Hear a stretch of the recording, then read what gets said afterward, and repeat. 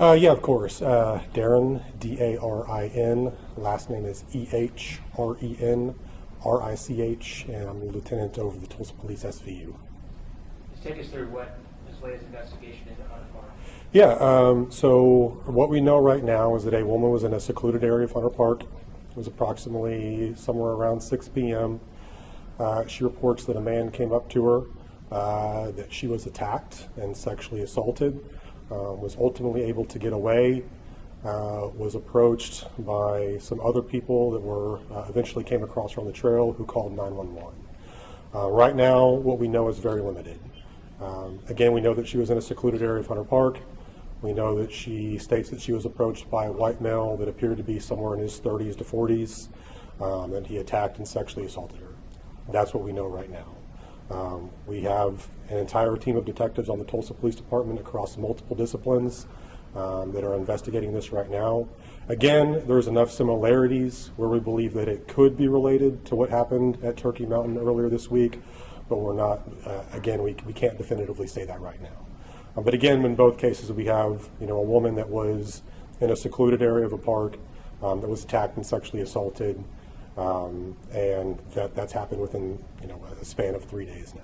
So again, while we can't definitively say that both attacks are related, we're going to operate under the circumstances that they are until evidence leads us otherwise. When you say similarities, is part of the reasoning for believing that is just because, there's not a lot of random crime in Tulsa until you have two what appear to be random? Does that kind of go into the mindset?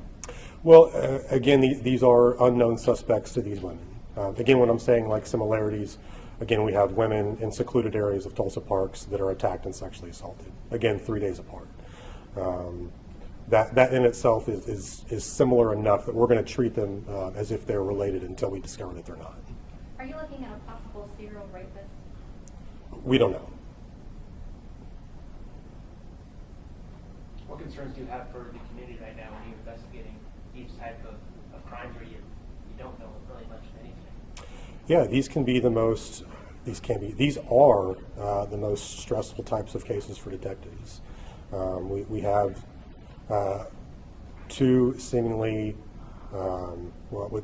we have two attacks on women that, we're again just trying to enjoy their day in a city park. We have limited suspect information. Again, when we have crimes like this, the potential for additional crimes is high. And when you have that potential for additional victims and very limited suspect information, that can be very stressful for us. How do you guys tackle these? You mentioned the difficulty in these types of cases. How do you guys tackle these? Is it like any other case, looking for video, just anything? Again, there are a team of detectives across multiple disciplines, personnel from the lab, that are taking all kinds of steps to generate additional information and additional evidence that are going to lead us to some sort of offender profile or offender identity. You mentioned the suspect was a white male in his 30s or 40s, correct? Is there any other identifying? Again, right now, all we know, again, she did not know who this person was. Again, when someone just walks up to you and attacks you, you have a very short amount of time to capture a lot of details.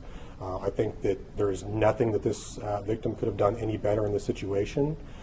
And again, especially in that traumatic of a situation, where you're just in a park, you're trying to enjoy your day, someone comes up to you and attacks you, that is highly traumatic for anyone. When you're under that type of stress in a traumatic situation like that, it can be very difficult for your brain to capture and process information. So again, what we have right now is very limited. And what she stated to us was that he appeared to be a white male who was in his 30s to 40s. Will you all be increasing patrols in the wooded area since this happened at two different parks? Again, I work as a detective. I don't work in operations. I control what we do as investigators. And what I can tell you is that we have a team of detectives across multiple disciplines that are working to generate information and generate leads and identify a suspect. As far as it comes with additional operations outside of what I control as an investigative lieutenant, I can't comment on that. These two cases are obviously, front of mind right now because they happen 3 days apart. But how rare are these kind of things to even happen here? I would say that a random attack from a stranger in a park like this, it is very rare.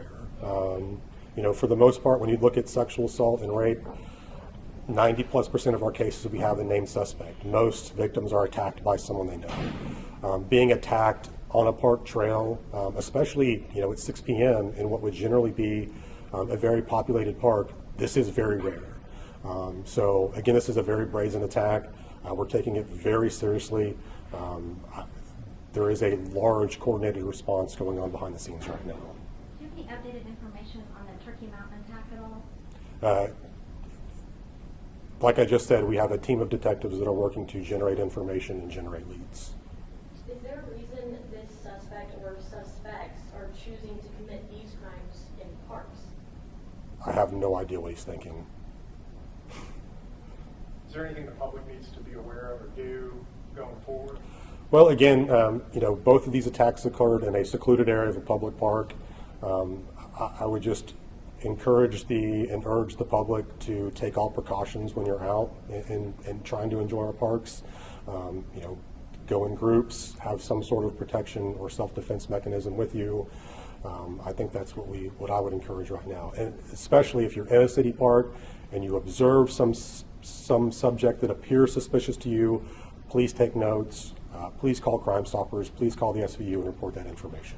Darren, last thing I have, how important in these types of cases, even the smallest tidbit can be massive? Yeah, when you're looking at investigations like this where we have very minimal information to go at the time, the smallest details can break cases wide open. So regardless of what you feel you know, again, if you have information, regardless of how minimal you believe it may be, please call and make a report.